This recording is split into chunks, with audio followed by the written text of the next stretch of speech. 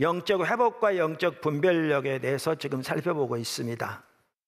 그러면서 신구약 통틀어서 영적 회복에 대해서 가장 잘 말해주는 구절 중에 하나가 역대하 7장 14절이거든요.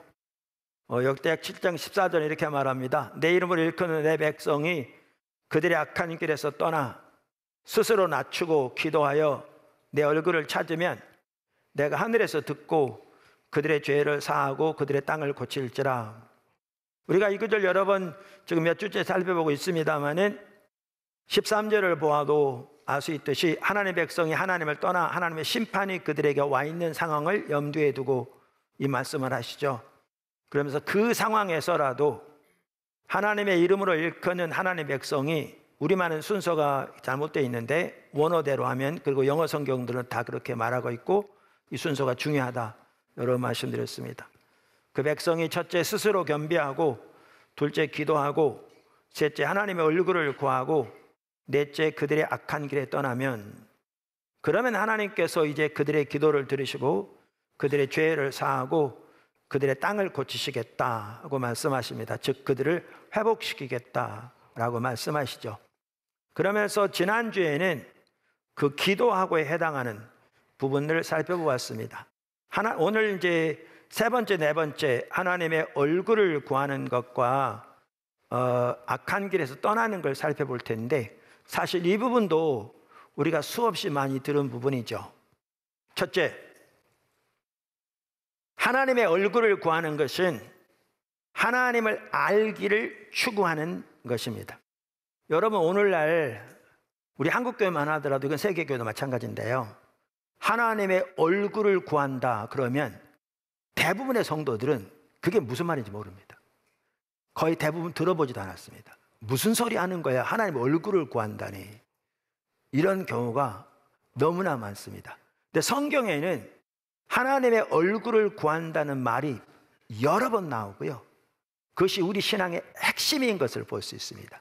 그런데도 불구하고 오늘은 그 용어조차가 낯선 시대가 되어버렸습니다. 그 삶을 실제로 살지 않은 건 말할 것도 없고, 그게 현실입니다.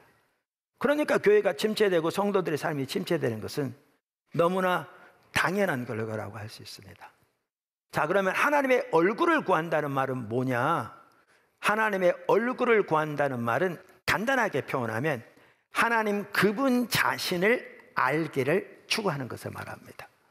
하나님 그분 자신을 알기를 추구하는 것을 말합니다. 우리가 호세아서 5장 14절에서 이 부분을 잘 볼 수 있는데요, 14절 15절 성경이 이렇게 말합니다. 내가 에브라임에게는 사자 같고 유다 족속에게는 젊은 사자 같으니 바로 내가 움켜갈지라. 내가 탈취하여 갈지라도 견뎌낼 자가 없으리라.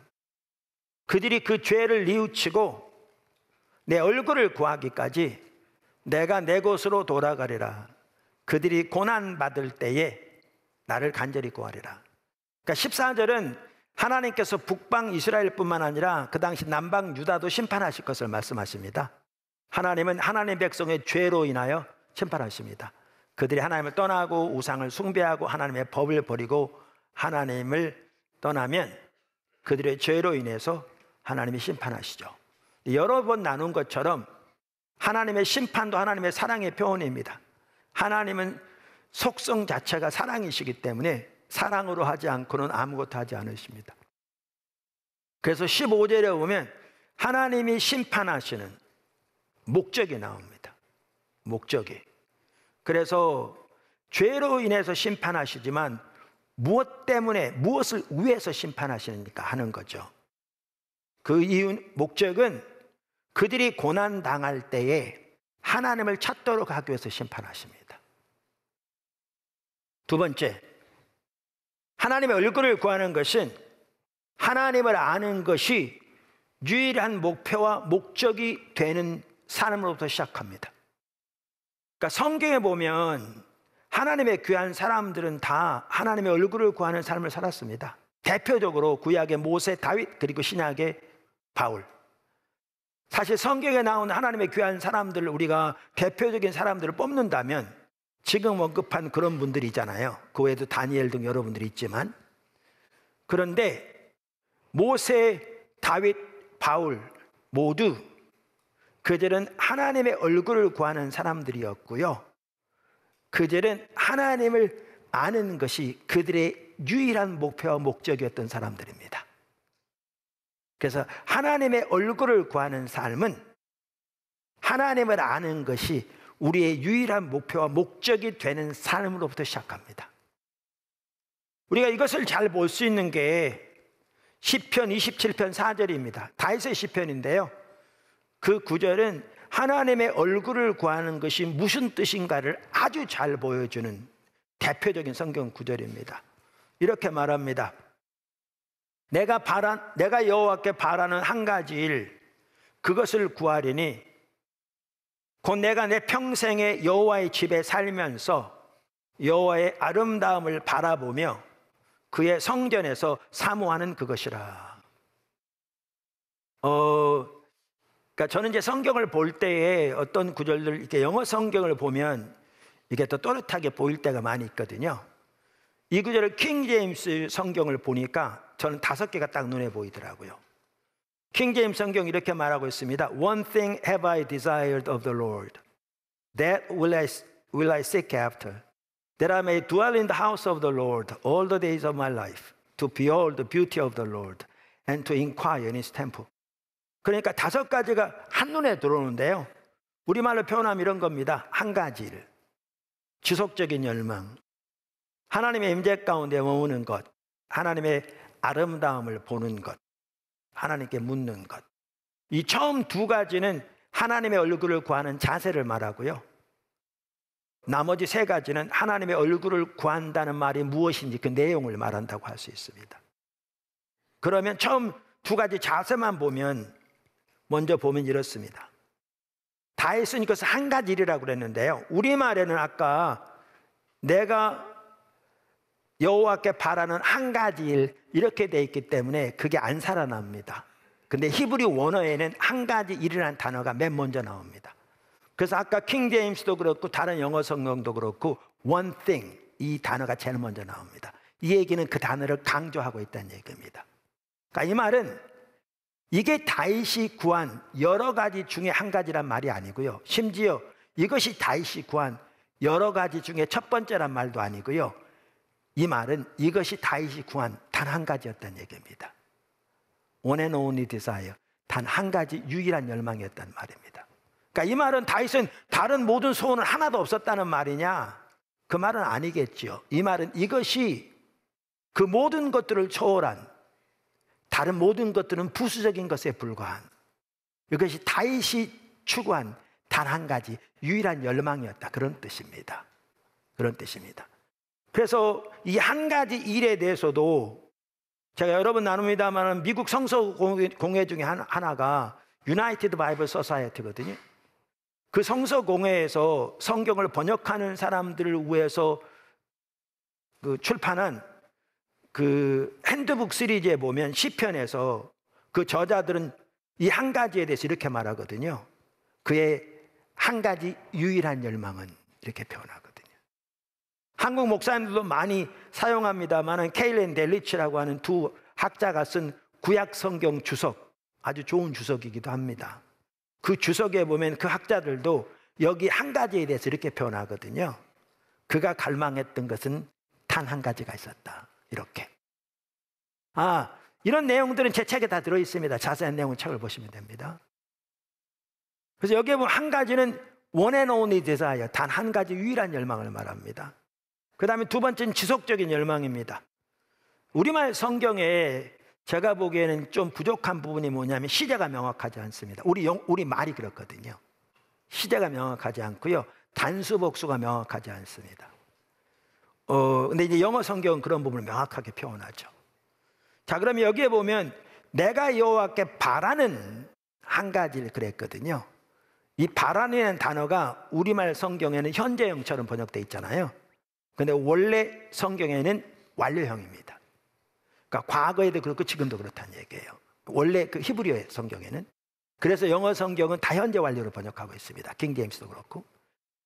그것을 구하리니, 이 경우에는 미래형처럼 번역되어 있잖아요. 그런데 원래 히브리는 미완료형입니다. 그러니까 미래형 같은 거죠. 그래서 올바로 번역하고 있죠. 그럼 여기에 보시면 이것이 단 한 가지 유일한 열망이었는데 다윗에게는 과거에도 그렇고 현재도 그렇고 앞으로도 그럴 그의 인생의 모든 날 동안에 그가 이것이 단 한 가지 유일한 열망이다, 이렇게 표현하고 있는 겁니다. 그래서 아까 케일린 델리치 박사만 하더라도 이렇게 표현하고 있거든요.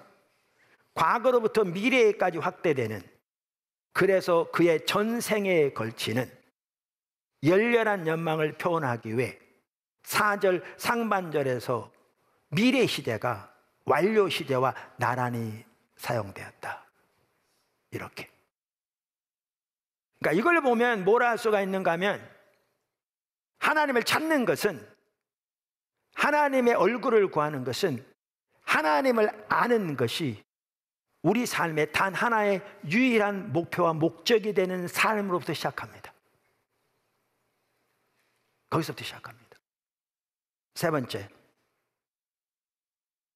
하나님의 얼굴을 구하는 것은 하나님의 임재 가운데 머물기를 열망하는 것입니다. 아까 시편 27편 4절에서 다윗이 그토록 열망했던 그 한 가지 일 중에 하나는 하나님의 집에 거하는 것이었습니다. 여기 하나님의 집은 학자들이 다 동의하듯이 지성소를 가리킵니다.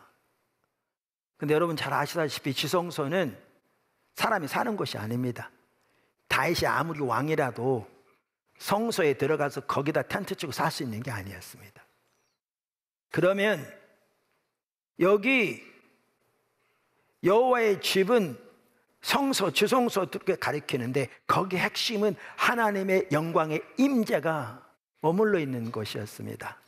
그래서 다윗이 그토록 열망하는 한 가지, 여호와의 집에 살기를 원했다는 말은 하나님의 임재 가운데 머물기를 그토록 열망했다는 말입니다. 그토록 열망했다는 말입니다.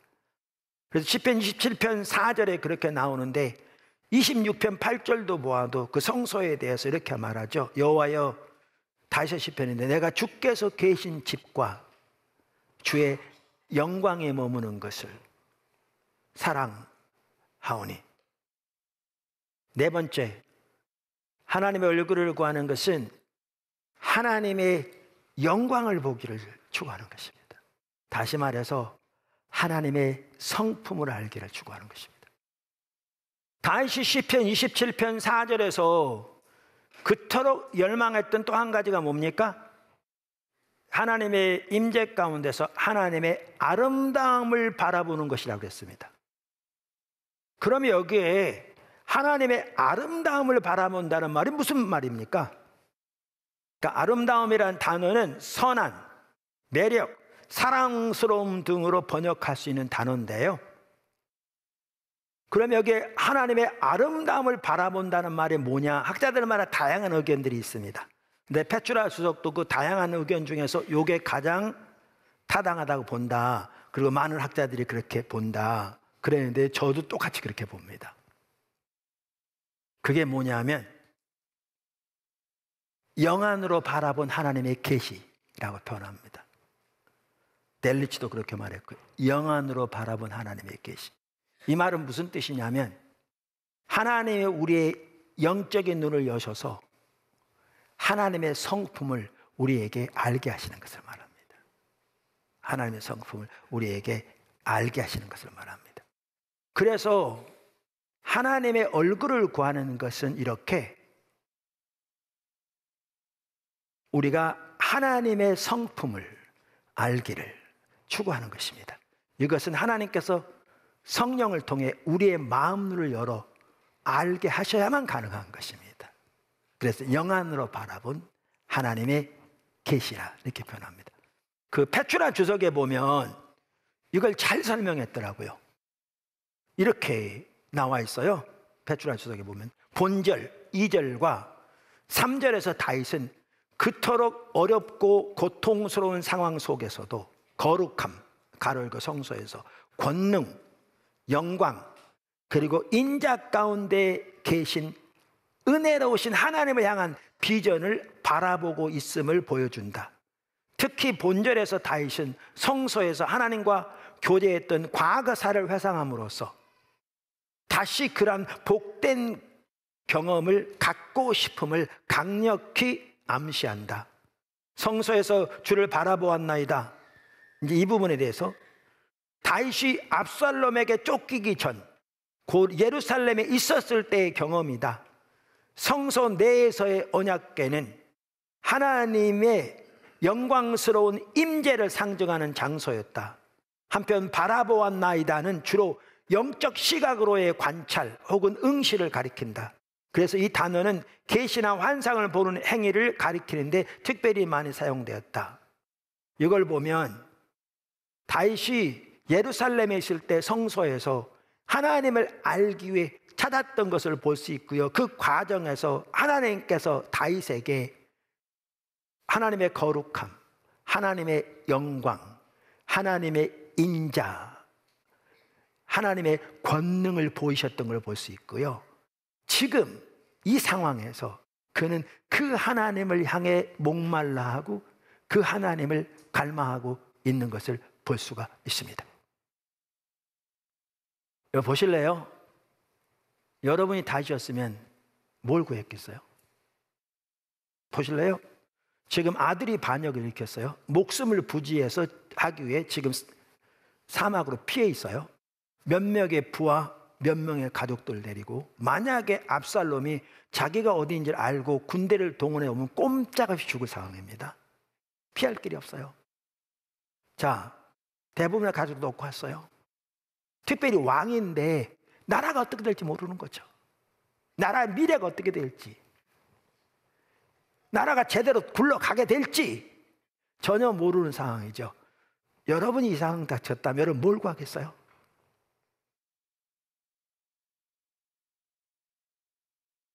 아마 어쩌면 우리 대부분 이렇게 구할 겁니다. 하나님은 우리를 지켜주십시오. 저 압살롬의 악한 손에서 우리를 보호해 주십시오. 예루살렘에 있는 주의 가족들을 불쌍히 여시고 보호해 주십시오. 하나님이 이 나라를 지켜주시고 이 나라를 보호해 주십시오. 저 압살롬을 멸하해 주십시오. 이렇게 기도했겠죠. 이게 일반적으로 하는 기도입니다. 근데 다윗은 그거 구하지 않았어요. 여러분, 하나님의 얼굴을 구하는 사람과 그렇지 않은 사람은 근본적으로 다릅니다. 이 상황인데 다윗이 뭘 구했어요? 하나님의 영광을 구하기를, 보기를.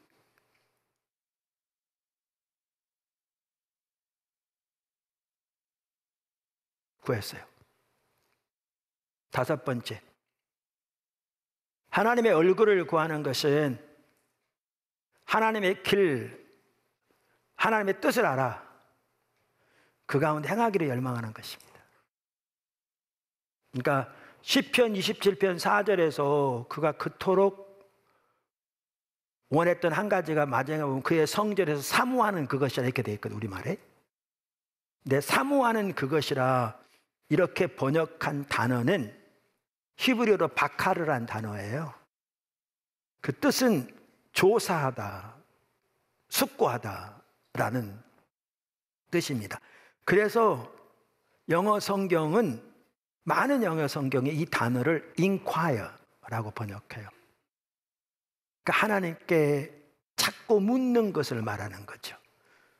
그래서 다윗이 그토록 한 가지 지속적인 열망을 가지고 하나님의 얼굴을 구한 것은 하나님의 뜻, 하나님의 길을 알아 그 가운데 행하기 위해 찾았던 것을 말해요.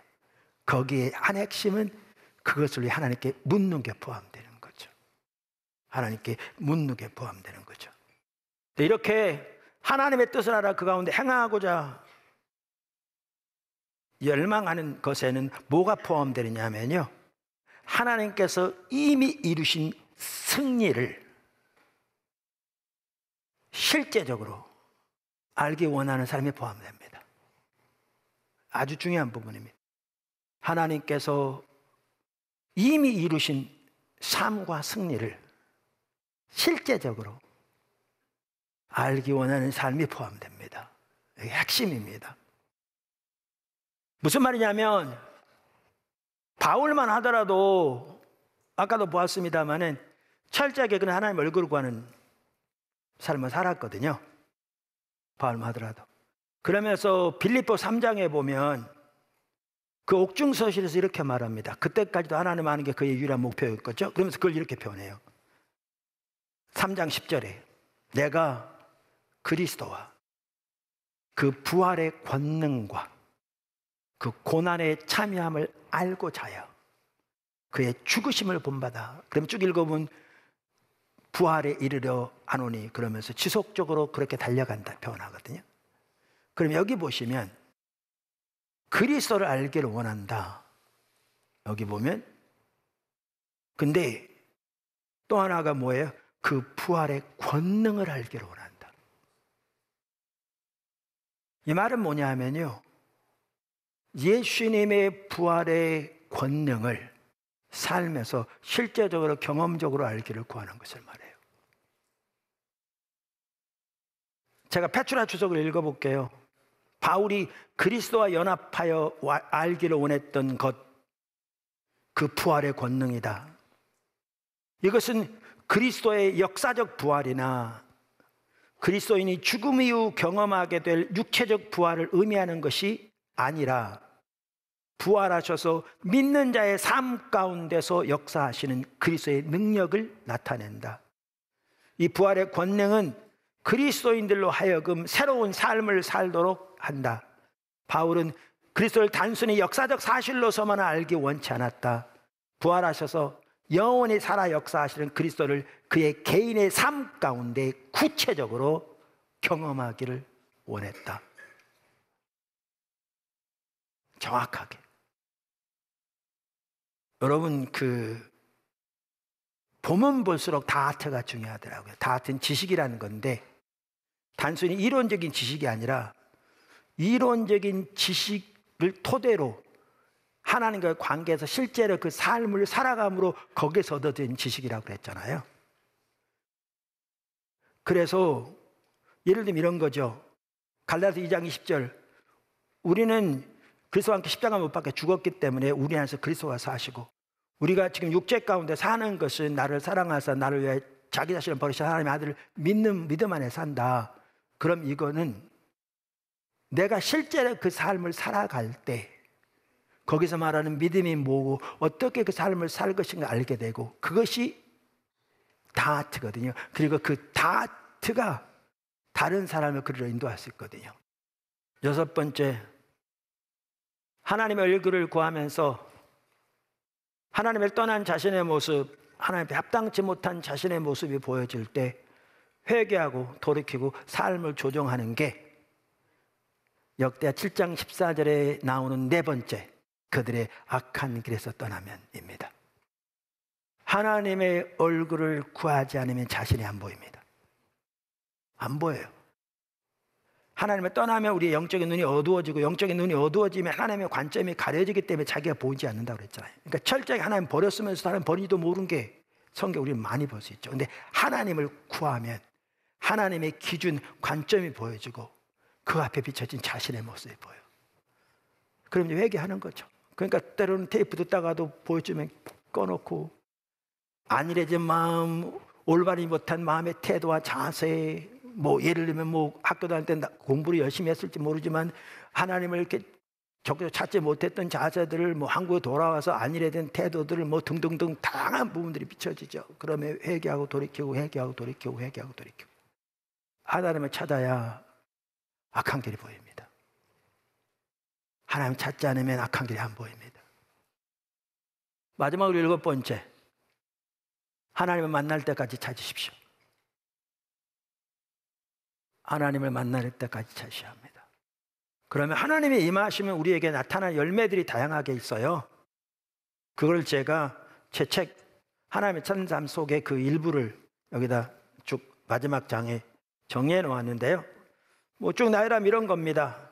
하나님의 경외함을 부으십니다. 무엇보다 하나님과 친밀한 교제를 인도하십니다. 하나님의 생명 역사들이 넘칩니다. 영적인 분별력이 주어집니다. 하나님의 길을 보이십니다. 하나님의 비전을 보이십니다. 삶에서 하나님의 주권적인 통치가 회복됩니다. 하나님의 임재가 회복됩니다. 하나님의 백성의 신분이 회복됩니다. 하나님의 유업이 회복됩니다. 진정한 기쁨이 있습니다. 제가 말하고자 하는 게 이거예요. 우리가 하나님 찾되 실제로 이 열매가 나타날 때까지 지속적으로 집중적으로 찾아야 합니다. 당연히 그 후에 계속해서 찾아야 되고요. 그래서 교회는 교회대로 하나님이 전체적으로 매력적인 반문화 대안사회로 세워가실 뿐만 아니라 다양한 사도들이 있습니다, 이 시대에. 근데 성경적인 세계관이 답입니다. 그런데 그 이론만 가지고 안 됩니다. 그 실제가 교회 가운데 성도들의 삶 속에 함께 하실 때 막강한 영향력이 있습니다. 이게 하나님이 처음부터 의도하신 바입니다. 그리로 포도나무 교회를 지금 인도하고 계십니다. 우리 모두를 그리로 초청하고 계십니다.